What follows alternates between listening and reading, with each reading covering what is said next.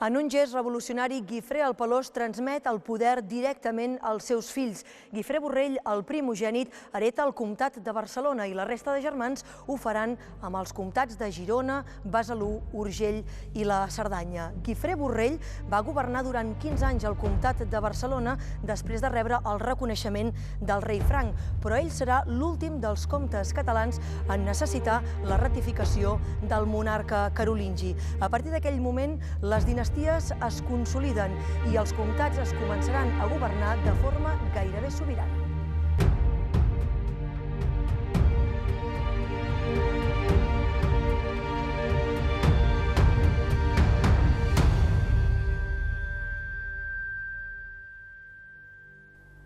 L'entorn on desenvolupem aquestes converses no pot ser més especial i avui més justificat que mai perquè parlarem, entre d'altres moltes coses, del paper de l'Església en les societats comtals. Un indret espectacular, conegut pel seu magnífic claustre o per la portalada de mitjan segle XII, un espai que transcendeix més enllà de les pedres i que simbolitza el naixement de la nació catalana.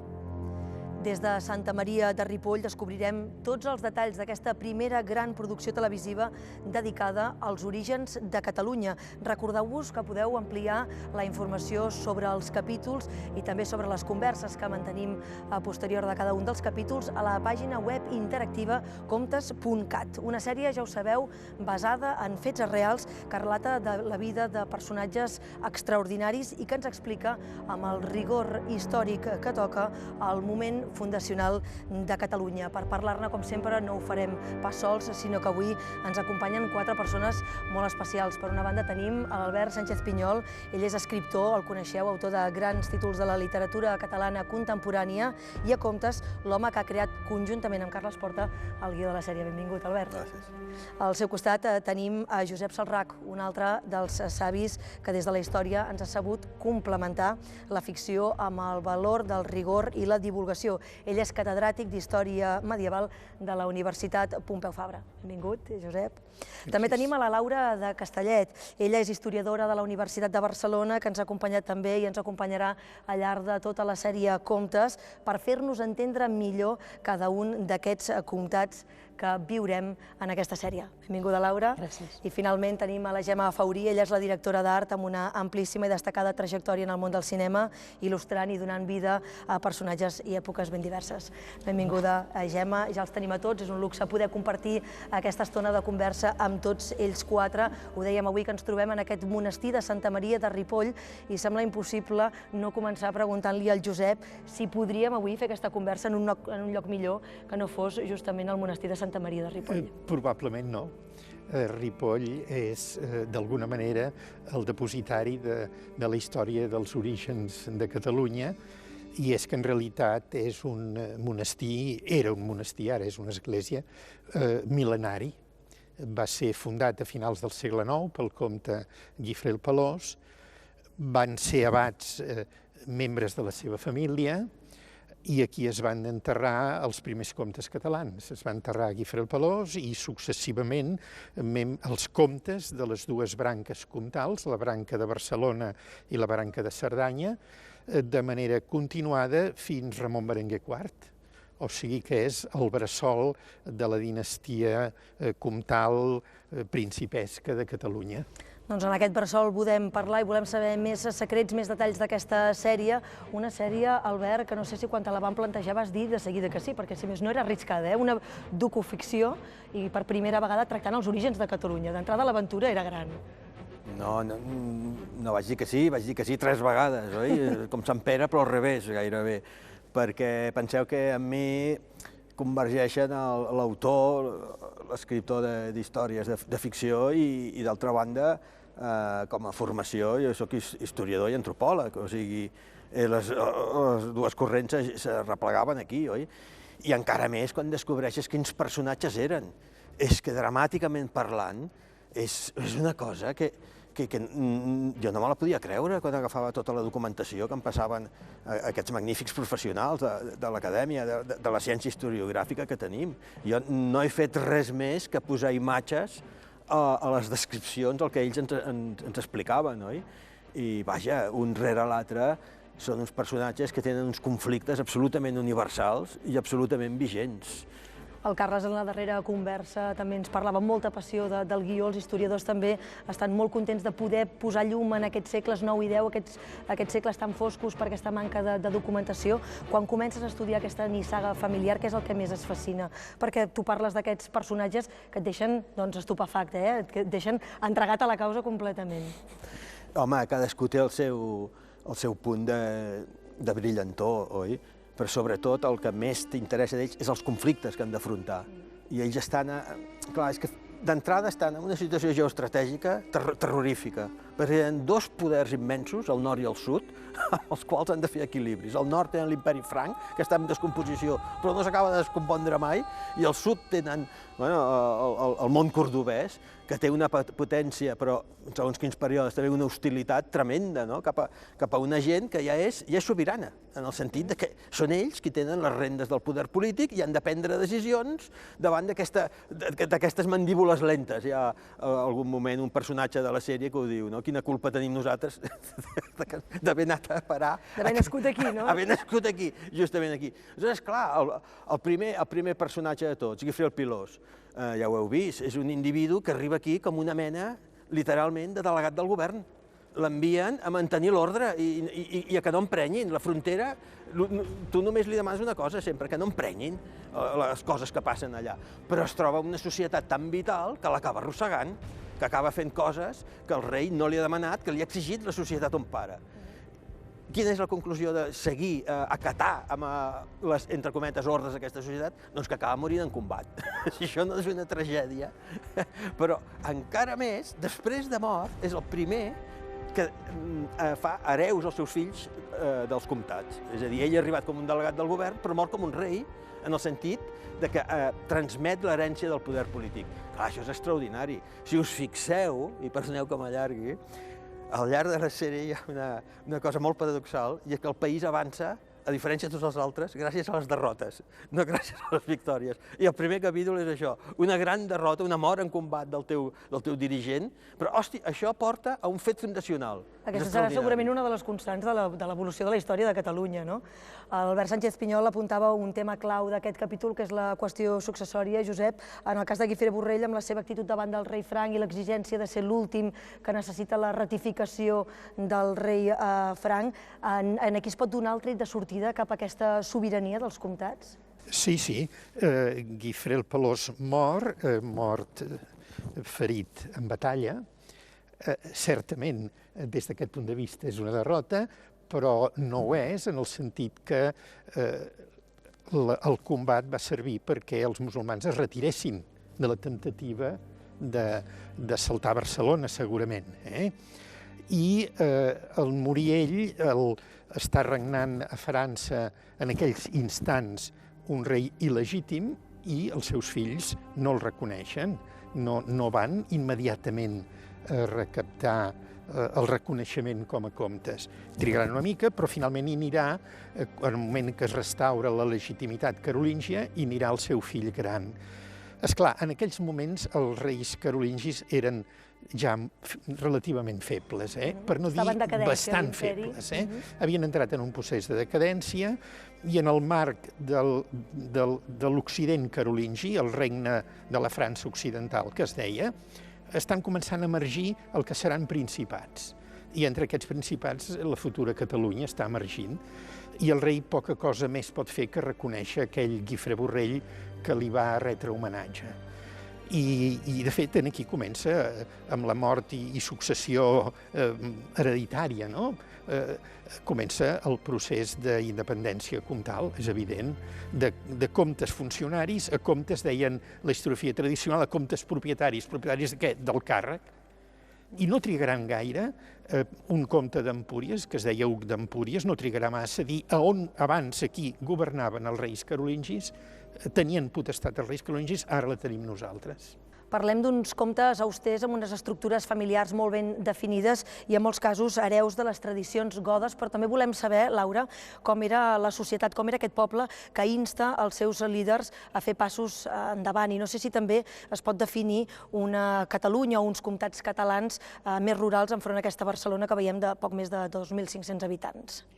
Bé, és evident que en aquella època hi havia gent arreu del territori, tant a l'interior, a les muntanyes, a les valls, a la costa, hi havia pescadors, hi havia pastors, i encara que hi hagués una propietat del terreny, propietat de la terra, per part d'unes elits, però hi havia una gent que hi vivia i que hi actuava. Al llarg de tota l'edat mitjana potser és més important l'interior, la terra i les estructures que serien els camins, per exemple, més que no pas els ports. Segons a quines èpoques el pol econòmic pot versar més cap a una banda o cap a l'altra. I, evidentment, a l'entorn del que són les grans vies de comunicació, que en aquella època eren la via Augusta, la AP7, era el principal camí, la principal estructura per la qual batallaven aquests del sud i del nord que comentava l'Albert. Però també hi havia molts camins interns, des del Segre, de Balaguer cap a Narbona, passant per la Seu d'Urgell i la Cerdanya, i una gran quantitat de camins ramaders, perquè la transhumància era molt important i tot el que s'obtenia dels ramats era l'economia, un dels motors de l'economia més principals, i evidentment aquests camins eren molt transitats i eren les venes per on s'anava alimentant tot aquest país. Hi havia molta gent en l'entorn rural, a les muntanyes, perquè les muntanyes ofereixen molts recursos. I pots tenir recursos del bosc, de la ramaderia, pots tenir horta, pots tenir rius, molins, més que no pas unes planes que produïen una gran quantitat de cereal que a l'època romana era molt útil, però que després no té sentit de continuar explotant grans viles romanes. I, evidentment, aquesta gent hi era, existia. Són informacions que ha costat de rescabalar, perquè és una època, ho dèiem, un buit en el que fa la documentació. El segle IX i X ha sigut molt complicat de trobar documentació. En el cas de la direcció artística, Gemma, suposo que això us ha complicat la feina a l'hora de dissenyar vestuaris, de dissenyar l'escenografia, fins i tot de la recerca dels objectes, però imagino que per una directora d'art també és un dels grans reptes, no? Un repte majúscul i interessant per tu. Sí, per aquesta part, doncs sí, perquè clar, hi havia tanta poca informació que hi ha moltes coses que te les has d'acabar imaginant. Com serien els espais o els objectes, o com dius, els vestuaris, acabes parant a anar a el que són les pintures murals d'esglésies, de retaules, fins i tot de cofres, que s'hagin pogut trobar d'aquella època, vigilant totes les miniatures i veient exactament quins objectes pot haver per allà. Però, clar, sempre tenint en compte que més val, si tens un dubte, tirar enrere, és a dir, tirar més cap a l'època romana fins i tot, que no pas davant del dubte, exacte, tirar cap enrere. Imagino que heu hagut de fer també un treball molt colze a colze amb els historiadors perquè us poguessin anar orientant en cada una d'aquestes fases de descobriment i de creació de tant escenografia com vestuari, com les batalles, com també els centenars d'objectes que trobem repartits per la sèrie. Sí, nosaltres sempre hem tingut en contacte, sempre hem estat en contacte amb un historiador, sobretot amb el Riart, i a partir de les coses que, com que ells ja han treballat, evidentment, han estudiat, treballat l'època i la tenen, bueno, o sigui, tenen una familiaritat que nosaltres no en tenim, seguim els seus consells, els seus conceptes, i a partir d'aquí traiem els decorats i els objectes. Dificultats en la construcció de tot el que és la direcció d'art, però també dels personatges, perquè amb aquesta manca de documentació, Albert, tot i això heu creat personatges de forta personalitat i gran convicció. No sé si ho heu fet una mica més d'acord amb els conflictes als quals van haver de dirimir i d'aquí heu estirat del fil per la construcció d'aquesta identitat, d'aquest caràcter dels 4 o 5 contes que apareixen al llarg d'aquests 4 capítols. Sí, ja ho he comentat abans, que a mi com a guionista el que m'interessava era quin conflicte principal va dirigir l'existència d'aquests 4 personatges de la història dels comtats i de Catalunya. Deixa'm afegir el que ha dit la Gemma, que per exemple, hi ha coses que poden sorprendre l'espectador. Pensa que quan hi ha un film sobre l'edat mitjana, molt sovint surten xemeneies, però és que no s'havien inventat les xemeneies a l'època que estem fent a la sèrie. La sala de govern, algú pot dir, home, però què és això, que hi ha una estètica que sembla àrab? No, és que era així, la tenim constatada, i quantes vegades no heu vist sèries ambientades a l'edat mitjana amb pedra despullada? No, la sala de govern està pintada perquè naturalment que no eren salvatges, vivien en un entorn decorat i al seu gust. Vull dir que tots aquests detalls que veureu a la sèrie són perfectament reals.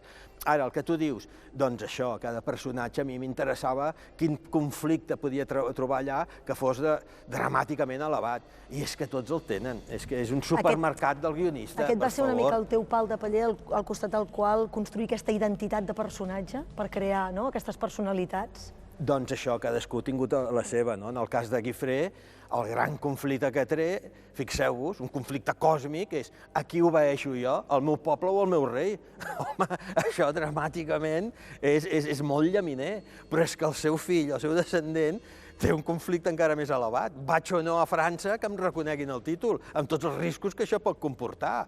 Penseu que hi ha un moment que ho diu un personatge, els reis francs ens governaven des de Tours com ens podrien governar des de la Lluna, clar, les distàncies a un món on l'AP7 era de roca i de pedra, doncs era molt diferent, però així tots, oi? Sunyer, ja ho veureu, és un personatge que és un geni militar, que aconsegueix expandir-se, surt molt bé la definició de Barcelona, de 2.500 habitants, un individu així fa la guerra a Còrdova, que en aquell moment tenia centenars de milers, i els hi va prenent territori, però té una tragèdia interna que no vull fer spoilers. Ens avancem, això t'anava a dir, no ens avancem a Sunyer, que encara ens queden uns 2 capítols.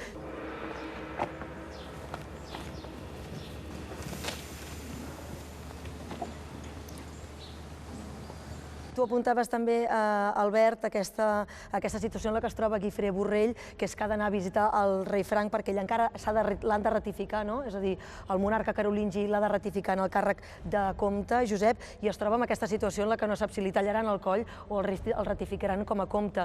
I una de les sorpreses que ens hem endut com a espectadors és que quan va trobar aquest rei, aquest monarca carolingi, el monarca té 14 anys. Això era habitual a l'època?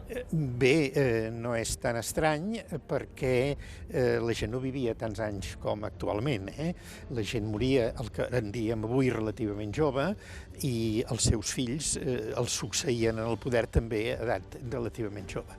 El que passa és que també hi havia vídues que governaven i exercien la tutoria dels seus fills perquè eren realment molt menors d'edat.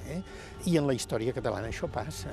Entre els descendents de Guifré el Pelós doncs n'hi ha, per exemple, el seu fill segon, Miró el Jove, mort jove, i governa la seva vídua, la comtessa Ava, durant potser 10 anys, perquè té 4 fills que ja estan documentats en aquells moments, però són visiblement menors d'edat. O sigui que no és tan insòlit, això. Hi ha 2 temes també cabdals importants que volíem abordar en aquesta conversa. Un és el paper de l'Església i l'altre és el paper de les dones. En el primer capítol veiem com el comte Guifré el Pelós es deixa aconsellar per la seva dona. En aquest capítol també veiem com Guifré Borrell es deixa aconsellar. Les dones tenien un paper destacat en la vida social, política i econòmica o era més un paper destacat en la vida íntima i personal? No, les dones eren dones d'estat, administradores de territori, com ha comentat en Josep Maria Salrach, doncs evidentment tenien aquesta funció gairebé de substituir el comte en el cas que faltés, i no només en el cas de mort, sinó en el cas de que no hi fos, perquè estava en una acció militar, diplomàtica o el que sigui. I la dona administrava totalment tots els documents que hi ha de l'època a nivell comtal estan firmats per les dones, de vegades pels homes també, però sobretot per les vescomtesses o comtesses, que moltes eren originàries de Provença o d'altres llocs, fins i tot de la Catalunya, del Vallespí, del Rosselló, que segurament deurien tenir alguns lligams amb les famílies d'aquí, però era una gent que havien rebut una educació exquisida. Moltes vegades en documents veus que la cal·ligrafia de la signatura de la comtessa és fantàstica, això vol dir que sap llegir molt bé i escriure, i en canvi el comte té una signatura molt matossera, potser no en sap tant. Dones amb poder, però en canvi a l'hora de vestir, Gemma, van molt austeres tant en el fons com a les formes. Quins tipus de teixits heu descobert que s'utilitzaven en aquella època i amb què vestien? Pel tema de vestuari, hi havia una noia encarregada de vestuari, que era Jo no portava el tema vestuari, però bueno, sí que amb el tema de lo que és la tela, sí que vam compartir molt els dubtes i els problemes que ens podíem trobar. Us anàveu trobant. Exacte, perquè jo també tenia les cortines o la roba de llit, etc. Al final has de tirar també de molt del que és el fil natural, tant com és la llana, el lli, i en aquell moment també ja estava el vellut. Llavors, a partir d'aquí, unes formes que pots arribar a veure també en les murals, etc., de les robes, el tipus de sanefes que podíem tenir, etc., tot això és el que vam anar seguint. Hem parlat també de les dones, volem parlar de l'Església. Veiem, per exemple, com l'Església excomulga Sunyer d'Empúries. Fins a quin punt l'Església era influent i decisiva en aquell període i sobretot en els comtats catalans? Ho era molt, ho era molt. Hem de tenir present que al voltant del 10% de la població, més o menys, eren clergues. Per tant, l'Església tenia una presència física, demogràfica, molt important. I tenia moltes missions, evidentment, era reserva espiritual de la població, els monestirs particularment, i en una època en què la societat era literalment molt creient, molt creient. La gent estava absolutament convençuda que la donació de béns materials a l'Església era una ajuda per a la salvació de l'ànima. Per altra banda, esclar, l'Església també exercia una funció d'ajuda a través de les donacions que rebia, però l'Església de l'època dels segles IX-X era materialment rica i poderosa. Per altra banda, les famílies comtals sabien que l'Església exercia una funció de tutela de les ànimes, dels esperits i del pensament, de la cultura de l'època, no? I, per tant, la tutelaven, la protegien. Això ja venia del Baix Imperi Romà, en què es considerava que el culte era un servei públic que calia que l'Estat mantingués i tutés, pagués. I, per tant, en cert sentit, els comtes feien també el mateix, feien donatius de rendes i de terres a l'Església. Això també els hi donava, ells ho entenien així, un cert dret a tutelar l'Església i posar en la direcció de l'Església els seus familiars i els seus amics, de tal manera que hi havia una interrelació molt estreta entre el poder polític i el poder eclesiàstic. L'Església també feia una funció cultural fonamental. En els monestirs s'ensenyava i aquí aprenien els futurs clergues i potser també, és un potser, membres de famílies o nois que després no seguiran la carrera eclesiàstica i tindran una funció potser en la vida política. De tal manera que les úniques escoles que funcionaven eren les de les catedrals i les dels monestirs. I, per consegüent, l'Església tenia una importància a tots els nivells. I també, si podem parlar per aquella època, entre cometes, d'intel·lectuals, els intel·lectuals eren els homes de l'Església i eren els que van començar a escriure la història i els que van ajudar a la família comtal a pensar la seva pròpia història i la història del país. Aquí es van escriure la primera història de Catalunya, la Gesta Comitum, que la van escriure uns monjos sota la direcció d'un abat que era descendent directe de Guifré el Pelós, l'abat Oliva. Un paper cabdal, el de l'Església. Recordàvem aquest passatge en el qual l'Església excomulga el Sunyer d'Empúries. Albert, deixes anar una frase d'una de les grans sentències d'aquests guions. Diu: cosinet, si per consellers tens bisbes, dones i criatures, acabaràs pixant aigua beneïda, pensant com una dona i tractat com un nen. Descobrint aquesta sèrie de contes, t'has trobat personatges que donarien per un capítol o fins i tot per una novel·la sencera? Fixa't que aquest conte, a més, és un secundari que donaria per un spin-off, no? que s'acostuma a dir. I a més em anava molt bé per complementar el que diu el Celrà, que sovint aquest poder religiós entrava en conflicte amb el polític. O sigui, la història d'Arnús, com acaba ell, és que és certa, vull dir, us asseguro que no ens hem inventat absolutament res, no? I totes les sospites apunten cap a aquest comte d'Empúries, que bàsicament era un pirata, segons el significat que vulguis donar-li a la paraula pirata, oi? O sigui, que era un món molt turbulent, ho era.